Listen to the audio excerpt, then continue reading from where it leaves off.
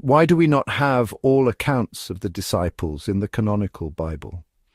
If there are 12 disciples of Jesus, why would we not want to read all books or letters of the Bible that are first-hand accounts of his disciples? For we are betting our lives and salvation on who Jesus says he is.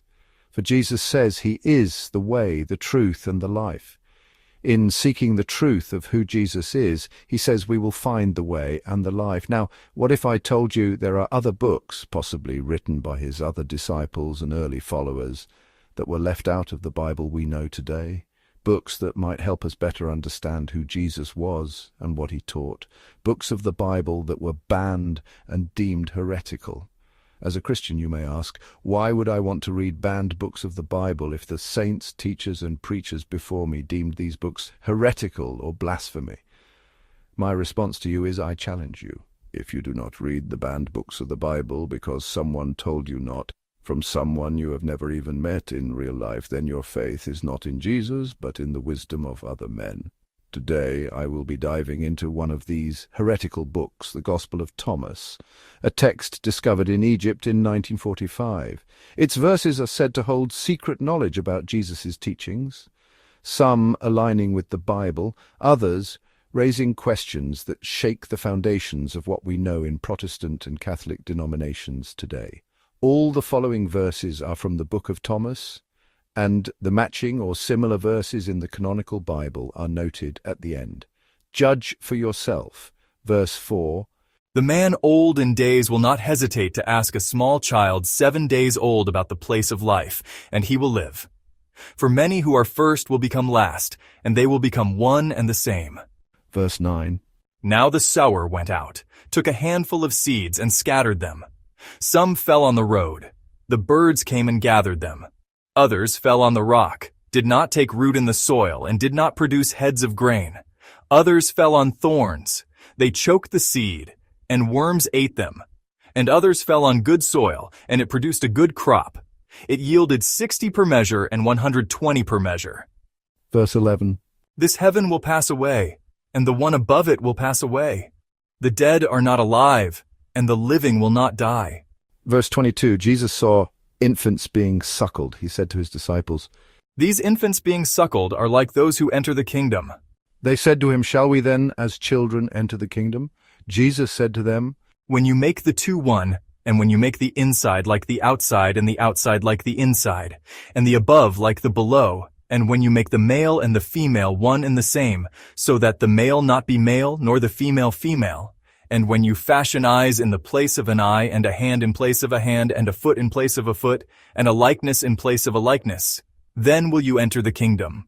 Verse 26, Jesus said, You see the mote in your brother's eye, but you do not see the beam in your own eye. When you cast the beam out of your own eye, then you will see clearly to cast the mote from your brother's eye. Verse 33, Preach from your housetops that which you will hear in your ear. For no one lights a lamp and puts it under a bushel, nor does he put it in a hidden place, but rather he sets it on a lampstand, so that everyone who enters and leaves will see its light.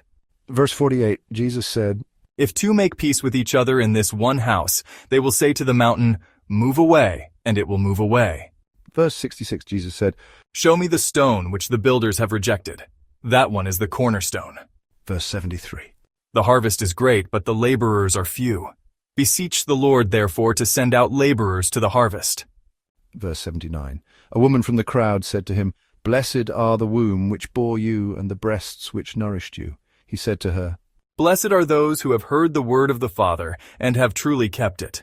For there will be days when you will say, Blessed are the womb which has not conceived, and the breasts which have not given milk. Verse 86, Jesus said, Foxes have their dens, and birds have their nests, but the Son of Man has no place to lay his head and rest. Verse 90, Come unto me, for my yoke is easy, and my mastery is gentle, and you will find rest for yourselves. Verse 92, Seek, and you will find. Yet what you asked me about in former times in which I did not tell you then, now I do desire to tell, but you do not inquire after it. Verse 93, Don't give what is sacred to the dogs, or else they will toss it into the manure pile. Don't throw pearls to the pigs, as they will trample with them. Verse 99, The disciples said to him, "Your brothers and your mother are standing outside." He said to them, Those here who do the will of my Father are my brothers and my mother. It is they who will enter the kingdom of my Father. Verse 100, they showed Jesus a gold coin and said to him, "Caesar's men demand taxes from us." He said to them, Give Caesar what belongs to Caesar, give God what belongs to God, and give me what is mine. verse 101, Whoever does not hate his father and his mother as I do cannot become a disciple to me. And whoever does not love his father and his mother as I do cannot become a disciple to me. For my mother bore my body, yet my true mother gave me life. I think I have dragged on the point of how this book seems similar to other books of the Bible and fits many ideas modern-day Christians believe.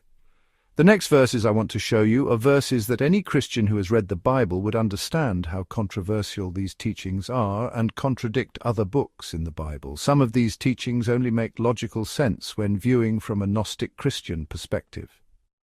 Verses that raise questions or contrast with other books. Verse 113, his disciples said to him, "When will the kingdom come?"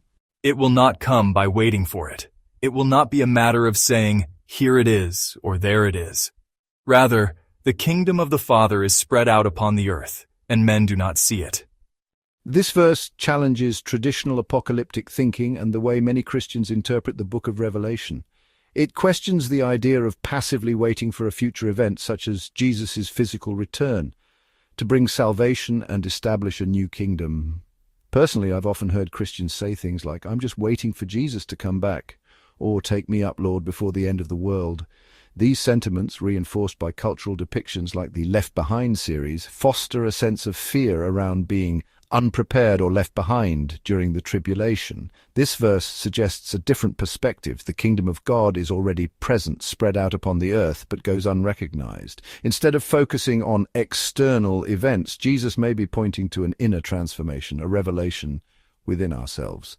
The kingdom is not something we passively await in the material world. It's something to actively seek and realize through our journey for truth and spiritual awakening. Verse 62. I disclose my mysteries to those who are worthy of my mysteries. This verse is challenging to the mainstream faith because there is this constant theme with churches of self-hatred. With a famous saying, "Be all fall short of the glory of God," or the saying, "He who is without sin cast the first stone." This verse implies that Jesus gives knowledge to the people that follow him that are worthy, meaning one can actually become more like Christ, and it is an achievable goal. Verse 51.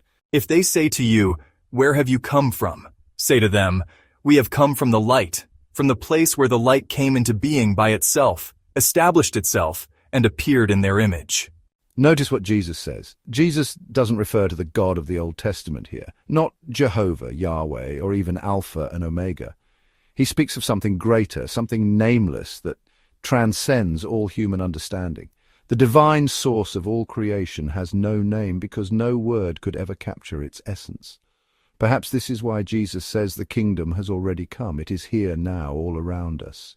If only we have the eyes to see and the heart to recognize it. Verse 13, Jesus said to his disciples, "Compare me to someone and tell me whom I'm like."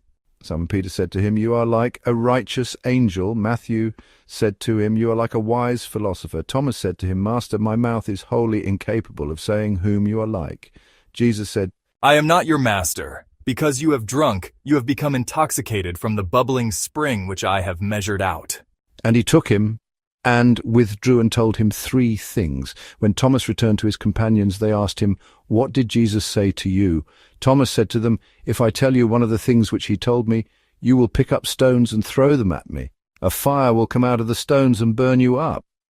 This passage presents a striking contrast to the traditional teachings found in the New Testament.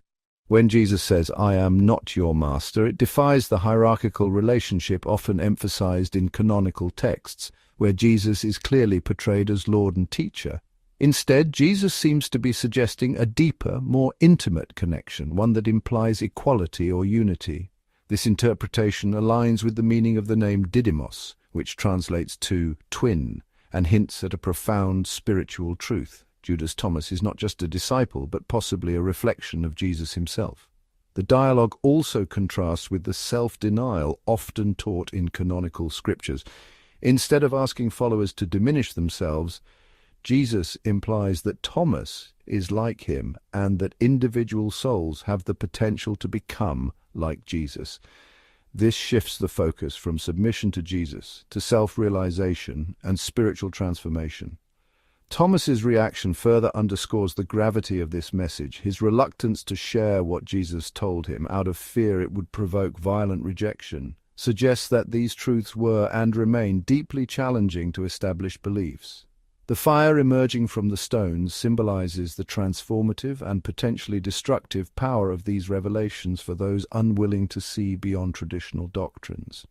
Many scholars speculate that in the private conversation between Jesus and Thomas, Jesus conveyed a message as simple yet profound as "I am you." While the Gospel of Thomas does not explicitly record these words, this interpretation reflects the recurring theme of unity and self-realization found throughout the text. The idea that Jesus might have told Thomas, "I am you," speaks to the Gnostic belief in the divine spark within every individual. It suggests that each soul carries the potential to mirror the divine, and that the journey of faith involves realizing this intrinsic connection to the source. This is a stark contrast to the emphasis in many canonical texts on human unworthiness and separation from God. Now follow along with me on this idea that we are like Jesus, find support in the foundational teachings of the Old Testament. In Genesis 2:7 we are told, "Then the Lord God formed man of dust from the ground and breathed into his nostrils the breath of life, and man became a living being." This act of breathing life into an otherwise empty vessel signifies the divine connection between humanity and God. The breath of life is not merely air, but the very essence of God, the source imparted to every soul. What many fail to realize is that this breath of life, this divine spark, is present in every single person.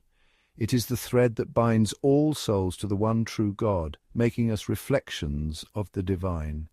If God's breath animates us all, then the potential to embody the qualities of Jesus, love, compassion, wisdom, and unity, is inherent within each of us. This aligns with the Gospel of Thomas's message that spiritual enlightenment involves recognizing our unity with the divine.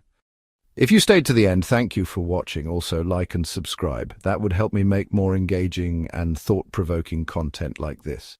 If you want to support this channel, feel free to purchase an item from my Etsy store. What do you think of the Gospel of Thomas? Do its teachings resonate with you?